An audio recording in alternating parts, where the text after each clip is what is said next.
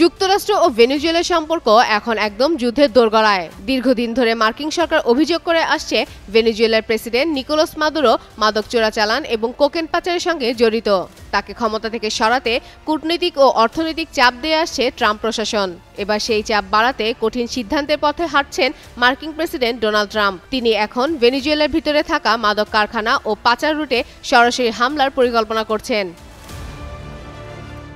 আন্তর্জাতিক সংবাদ সংস্থা সিএনএন-এর এক বিশেষ প্রতিবেদনে জানানো হয়েছে, প্রেসিডেন্ট ট্রাম্প সম্প্রতি ভেনেজুয়েলার ভিতরে সামরিক অভিযান চালানোর বিষয়টি গুরুত্ব দিয়ে বিবেচনা করছেন। তার প্রশাসনের একাধিক কর্মকর্তা নিশ্চিত করেছেন যে বেশ কয়েকটি পরিকল্পনা প্রেসিডেন্টের টেবিলে রাখা আছে। যদিও এখনো কোনো সিদ্ধান্ত চূড়ান্ত হয়নি, তবে প্রস্তুতি কিন্তু চলছেই।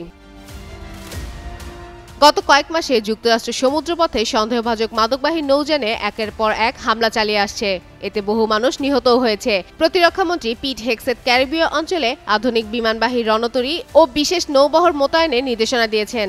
এরই মধ্যে মার্কিন সেনা উপস্থিতিও বেড়েছে। এসব পদক্ষেপ স্পষ্ট হয়েছে ট্রাম্প প্রশাসন শুধু হুমকি নয়, কাজেও নেমেছে।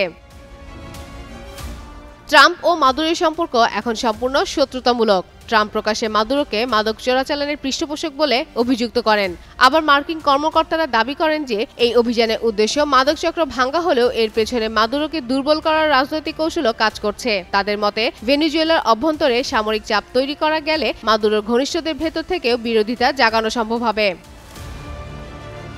তবে ট্রাম্প এখনও কূটনৈতিক দরজা পুরোপুরি বন্ধ করেননি। তিনি আলোচনায় বসতে রাজি, আবার হুঁশিয়ারি দিয়ে বলেন মাদক পাচারকারীদের তিনি ছেড়ে দেবেন না। তার মতে, এই অভিযান যুদ্ধ ঘোষণা নয়, বরং অপরাধীদের শাস্তি।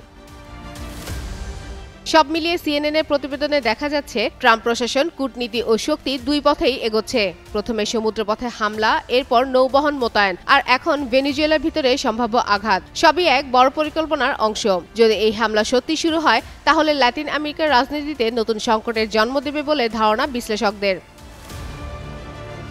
ফাতেমা ফাতেহ জান, যুগান্তর নিউজ।